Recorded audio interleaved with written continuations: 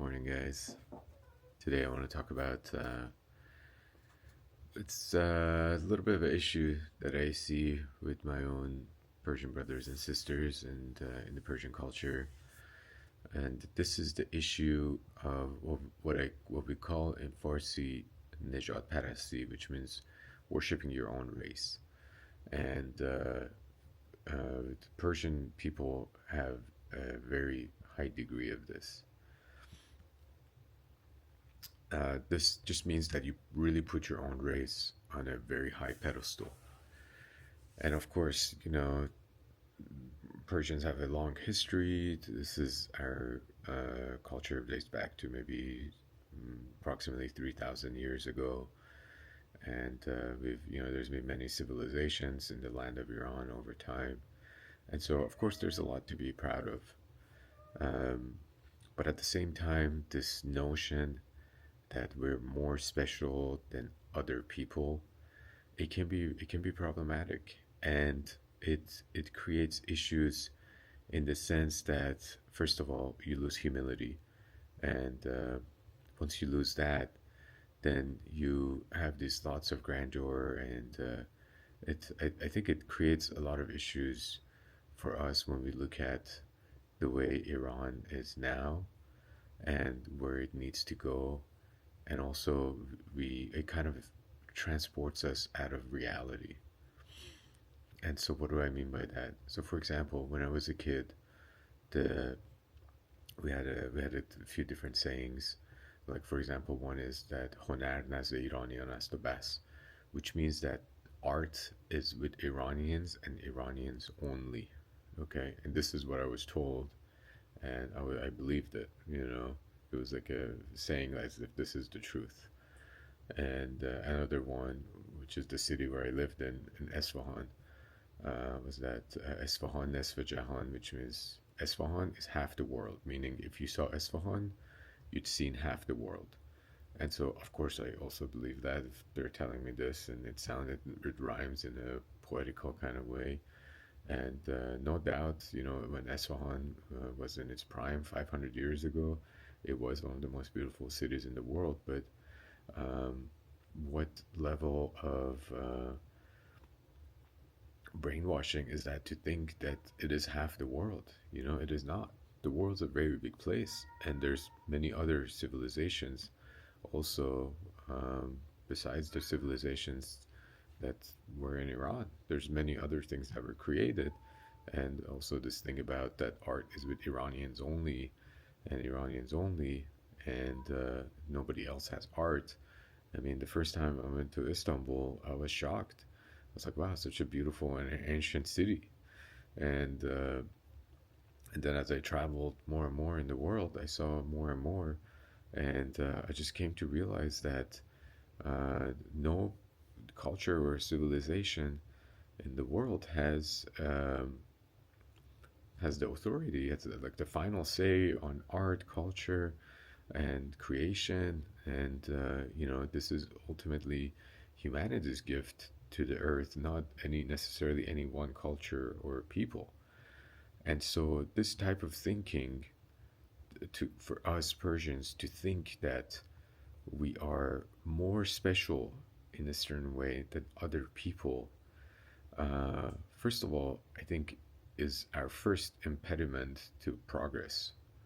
Okay, we're shackled by what we achieved in the past instead of what we can achieve in the future.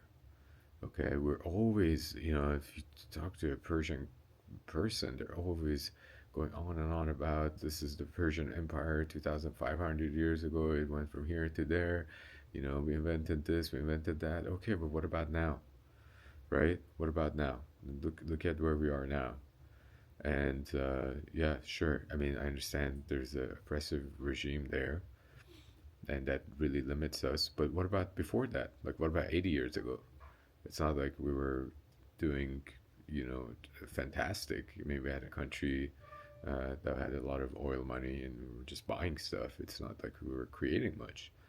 I mean, honestly, we haven't really created much in the past 300, 400 years, right? So instead of really being focused on what we had in the past, I think we have to think about what we can create in the future, and also to realize that the world is a collaboration, right? So when you go to Persepolis or Takht Jamshid and you look at the Gate of Nations, it's really breathtaking, right?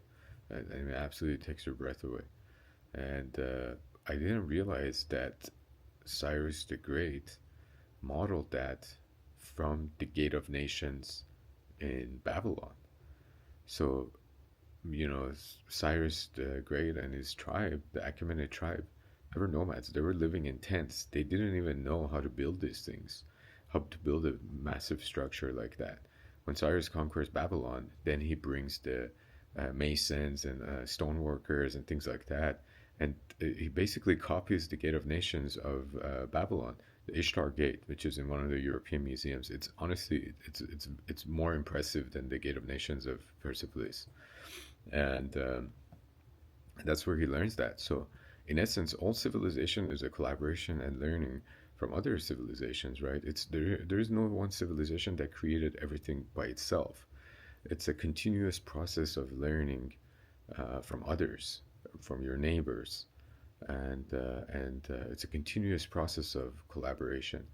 And so this brings me to the second point, is that during the recent protests in Iran, there was a very much racist undertone. Again, this Nejat Parasti that we're not Arabs, which we're not. I understand that, but like we very anti-Islamic. Like they want to get rid of everything Islam related in Iran. And again, I get it. People are fed up with these mullahs and their version of Islam. But the Islamic civilization that existed in Iran and in the Middle East, it was a collaboration between Arabs and Persians. Okay, no, not one could have done it without the other. Okay, and again, this is a collaboration that happens between us. So, we cannot think that we are better, or we're much more cultured people than the other people in the region that we've lived with and mingled with and co-created together for centuries. And we cannot go and erase centuries of history. And let me tell you, my wife is Arab and she's Muslim, and their version of Islam is totally different than what these Ayatollahs have been feeding the people of Iran, and the people of Iran are sick of it. So the fact that they've been able to ostracize so many people in Iran from the religion that has been there for more than 1,300, 400 years. I mean, that's really tells you to how corrupt their version of Islam is. I mean, Islam is the religion of Khayyam, the religion of Ferdowsi, the religion of Sa'di, the religion of Rumi, the religion of Hafiz. Hafiz is that's his name because he'd memorized the Quran. So, we cannot come in and say that I don't want to have anything to do with Islam. This is part of our heritage. I get it. If you don't want to be a Muslim and don't pray, that's fine. I'm not saying that everyone in Iran has to be a Muslim, but just because these Ayatollahs came and they brought us their own corrupt satanic version of Islam, that doesn't mean that we have to go and erase 1,500 years of heritage of our own country. And so this is something to think about. This is something to ponder, that us thinking that we're special, that we're so different than everybody else around us. Ultimately, humanity is all one. As Sadi said, Bani Adam azay yekdigar, and we're all parts of each other. We're all parts of the same body. And so that's something to keep in mind. And also, like, we don't want to, you know, the West's goal is to create separation between the powers in the Middle East. The West's goal is to create hatred between Iranians and Arabs. Imagine if we were all united. you know, and what we could accomplish, how much wealth could flow into our regions, into our countries, if we were able to cooperate. Of course, the Ayatollahs have to go. I understand that. I'm all I'm all for that. No one's arguing about that. But I'm saying when they are gone, we don't want to be. Uh, we don't necessarily want to be. We become American and Israeli puppets again. We want to be independent. We want to be Iranians who are close to our neighbors, not close to not close to the West. You know, the West has exploited us for 400, 500 years. And the whole point of the Islamic Revolution was to get rid of that. And then they got hijacked. But we don't want to have another revolution and then go back to being exploited by the West again. If we want to accomplish again, if we want to create great things in Iran, we need to understand again that all civilization is a co-creation with your neighbors. And you learn, and of course we'll learn from the West also. But we can't forget who we are and where we came from. And thus spoke Mani.